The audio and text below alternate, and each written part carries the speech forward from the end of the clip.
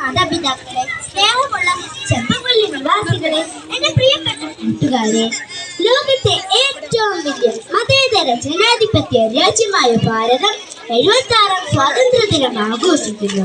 August 15 ഓരോ ഭാരതീയനും സന്തോഷത്തോടെ അഭിമാനത്തോടെ ആഘോഷിക്കുന്ന സുദിനം. 1947 ഓഗസ്റ്റ് 15-നാണ് ബ്രിട്ടീഷുകാരിൽ നിന്നും ഇന്ത്യക്ക് സ്വാതന്ത്ര്യം ലഭിച്ചത്. 2 നൂറ്റാണ്ടോളം നമ്മുടെ രാജ്യത്തെ കൊള്ളയടിച്ച വെള്ളക്കാരെ നാടുകടത്തി നമ്മുടെ നാടിന് സ്വാതന്ത്ര്യം നേടിത്തന്ന ധീരദേശാഭിമാനികളെ നാം നന്ദിയോടെ സ്മരിക്കണം. ബ്രിട്ടീഷ് അടിമത്തത്തിൽ നമ്മുടെ ഭാരതീയരുടെ അടിസ്ഥാന ആവശ്യങ്ങൾ പോലും നിരസിക്കപ്പെട്ടു. നാടിന്റെ സമ്പത്ത് തട്ടിയെടുത്തു. സ്വാതന്ത്ര്യത്തിനായി പോരാടിയവരെ അവർ കഠിനമായി ഉപദ്രവിച്ചു. അനേകം പേരെ ജയിലിലടച്ചു.